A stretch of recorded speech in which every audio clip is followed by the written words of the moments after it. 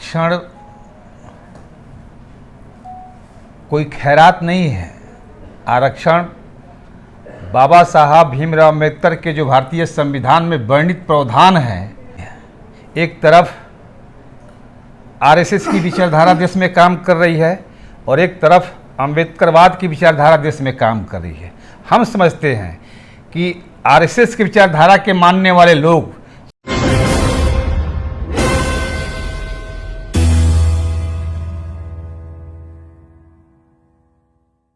नमस्कार, मैं हूं मनीष। आप देख रहे हैं दी न्यूज़ 9X। दी न्यूज़ 9X में आप सभी का स्वागत है। पूरे बिहार में पता है एक खबर गायब रहती है, वो है आरक्षण की। आरक्षण के मसले पर कई पत्रकार बातें नहीं करते हैं, कारण जो भी हो। खैर, इस बार आरक्षण के मसले पर बात महिलाओं की हो रही है और हमारे साथ राष्ट्रीय पिछड़ा वर्ग के कई साथी हैं जिनसे हम लोग बात करेंगे। आपने समय दिया, इसके लिए बहुत बहुत शुक्रिया और आप अपना परिचय दें।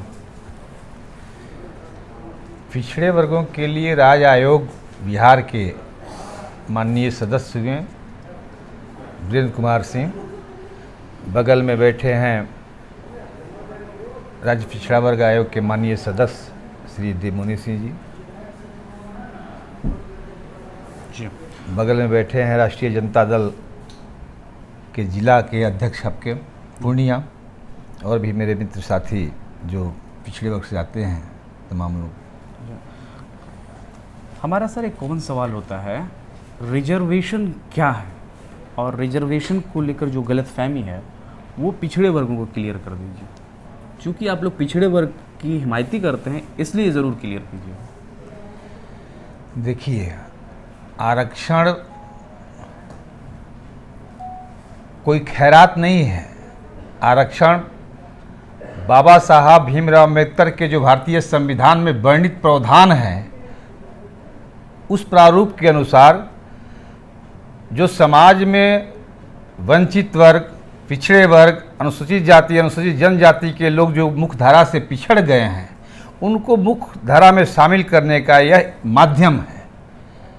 और हम समझते हैं कि यह तब तक जरूरी है जब तक समाज के वंचित वर्ग के लोग समाज के मुख्य धारा में बराबरी न कर सके, तब तक आरक्षण जरूरी है। अच्छा, आरक्षण ज़रूरी आप ये बात कहते हैं, लेकिन कई पिछड़े वर्ग के लोग ऐसे हैं जो ये कहते हैं आरक्षण कूर है। इसको आप लोग किस तरह से डिफाइन कीजिएगा? अभी विचारधारा के हिसाब से लड़ाई चल रही है।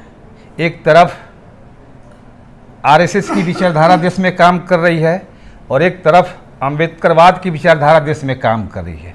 हम समझते हैं कि आरएसएस की विचारधारा के मानने वाले लोग, चाहे अनुसूचित जनजाति के लोग हों, पिछड़ा और अति पिछड़ा वर्ग के लोग हों या सामान्य वर्ग के लोग हों, वो आरएसएस की विचारधारा से अगर इत्तेफाक रखते हैं तो निश्चित रूप से वो आरक्षण का विरोध करेंगे। लेकिन बाबा साहब भीमराव अम्बेडकर के विचारधारा से इत्तेफाक रखने वाले लोग, समाजवादी विचारधारा के लोग, चाहे अनुसूचित जनजाति के लोग हों, पिछड़ा वर्ग के लोग हों, अति पिछड़ा वर्ग के लोग हों या समान वर्ग के भी लोग जो समाजवादी विचारधारा के लोग हैं, वो आरक्षण का विरोध नहीं करते हैं, बल्कि आरक्षण को बढ़ावा देते हैं। पूरे देश में एक मामला चल रहा है, महिलाओं को लेकर एक बिल आया है, वो भी 33% आरक्षण को लेकर के। उसको आप लोग किस रूप में देखते हैं? चूँकि हमने बिल को बढ़िया से पढ़ा नहीं है, सुना है। चूँकि हम अपने आयोग के काम से दौरे में हैं, लेकिन जितना मैंने सुना है महिला आरक्षण बिल के बारे में, तो हम समझते हैं क्योंकि पिछड़ा वर्ग आयोग के हम माननीय सदस्य हुए, तो पिछड़ा वर्ग के हक अधिकार की रक्षा करना मेरी दायित्व है। हम समझते हैं कि महिला आरक्षण बिल में जब तक महिलाओं को, अनुसूचित जाति की महिलाएं हैं उनके लिए, माइनॉरिटी की महिलाएं हैं उनके लिए, और पिछड़े वर्ग, अति पिछड़े वर्ग की जो महिलाएं हैं उनके लिए, जिस तरह से बिहार के ग्राम पंचायतों में, नगर निकाय के चुनाव में उनके लिए अलग रिजर्वेशन है महिला कोटा का, उस तरह का देश के अंदर जब आरक्षण का प्रावधान होगा तब निश्चित रूप से महिला को लाभ मिल पाएगा। अच्छा, महिलाओं को लेकर ये बातें कही जा रही है कि 15 सालों तक ही ये रिजर्वेशन लागू रहेगा, तो क्या इससे लगता है क्या कि अनुसूचित जाति या ओबीसी क्लास, एससी क्लास के लोग वहाँ पहुँच पाएंगे?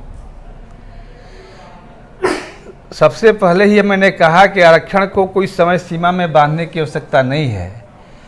अगर समाज के सभी वर्गों का सहयोग, कोऑपरेशन रहा अगर जिसके लिए, जिस वर्ग के लिए हम आरक्षण की व्यवस्था करते हैं, अगर वह मुख्यधारा में शामिल हो जाता है, समाज की बराबरी में बैठने लगता है, समाज की बराबरी करने लगता है, तो स्वतः आरक्षण की कोई आवश्यकता नहीं होगी।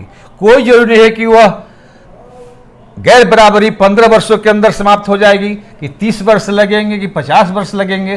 तो मेरा मानना है कि जब तक गैर बराबरी समाप्त न हो तब तक उनके लिए आरक्षण की व्यवस्था रहे, जब तक ये समाप्त, जब तक वो समाप्त न हो। अच्छा, जाति जनगणना भी इस बिहार में मामला उठा था। नीतीश कुमार जी कह रहे हैं कि पहले जाति जनगणना कराइए तब इस बिल को पेश कीजिए, इस पर क्या कहना? शुरू से हम लोगों का मानना है कि जब तक जिस वर्ग की, जिस जाति की पूर्ण रूपेण जानकारी नहीं होगी आंकड़ों के साथ, तो उनके लिए सरकार योजना पूर्ण रूप से नहीं बना पाएगी। जब तक हम उनके लिए पूर्ण रूप से सरकारी योजना नहीं बना पाएंगे तो उनको लाभ हम नहीं दे पाएंगे। और हम समझते हैं कि पूरे देश के अंदर जातीय जनगणना की महत्वपूर्ण आवश्यकता है, जातीय जनगणना होनी चाहिए। हालांकि केंद्र सरकार को क्या परेशानी है ये हम लोग के समझ से परे है, लेकिन निश्चित रूप से देश के अंदर जातीय जनगणना होनी चाहिए। वैसे बिहार में जातीय गणना हो रही है। हम समझते हैं कि अब लगभग पूर्ण की स्थिति में है। जातीय गणना पूरा हो जाएगा तो पता चलेगा कि बिहार के किन किन हिस्सों में किन किन जातियों की कितनी आबादी है, उनकी सामाजिक स्थिति क्या है, उनकी आर्थिक स्थिति क्या है, उनकी राजनीतिक स्थिति क्या है। तो फिर उस हिसाब से सरकार उन जातियों के लिए विशेष तौर से अलग से योजना बनाएगी और उसको मुख्यधारा में शामिल करेगी। अच्छा, रवीश कुमार की एक रिपोर्ट आई है, उस रिपोर्ट में कह रहे हैं कि ओबीसी महिलाओं की हकमारी होगी। आखिर पिछड़ा वर्ग इसको बचाएगा कैसे? रवीश कुमार जी ही नहीं बल्कि जो बौद्धिक जर्नलिस्ट हमारे हैं देश के अंदर और जो सामाजिक न्याय की धारा को समझते हैं, उनकी सुरक्षा करना चाहते हैं, हम लोग भी ये मानते हैं कि महिलाओं को आरक्षण के साथ साथ जो वंचित महिलाएं हैं, जो अभी भी पूर्ण रूप से शिक्षित नहीं हो पाई हैं, सामाजिक स्तर पर मुख्यधारा से नहीं जुड़ पाई हैं, उनके लिए जब तक अलग से रिजर्वेशन की व्यवस्था नहीं होगी महिला आरक्षण के अंदर, जब तक से एसटी, एससी, ईबीसी, ओबीसी की महिलाओं को, माइनॉरिटी के महिलाओं को अलग से आरक्षण नहीं मिलेगा, तब तक महिला आरक्षण बिल का लाभ बड़े बड़े लोग ही ले पाएंगे और उनकी घर की बहु बेटियां, महिलाएं ही इस रिजर्वेशन का लाभ ले लेंगी। तो आम महिलाओं को इससे कोई फायदा नहीं होगा। रवीश जी जो कह रहे हैं निश्चित रूप से उनकी बात पर विचार करने की आवश्यकता है। जी, बहुत बहुत धन्यवाद। बहरहाल आपको हमारा इंटरव्यू कैसा लगा, आप अपनी राय हमारे कमेंट बॉक्स में ज़रूर दें। अगर आप हमारा ये वीडियो फेसबुक पे देख रहे हैं तो हमारा फेसबुक पेज लाइक करें। अगर आप हमारा ये वीडियो यूट्यूब पर देख रहे हैं तो हमारा यूट्यूब चैनल सब्सक्राइब कर लें। शुक्रिया।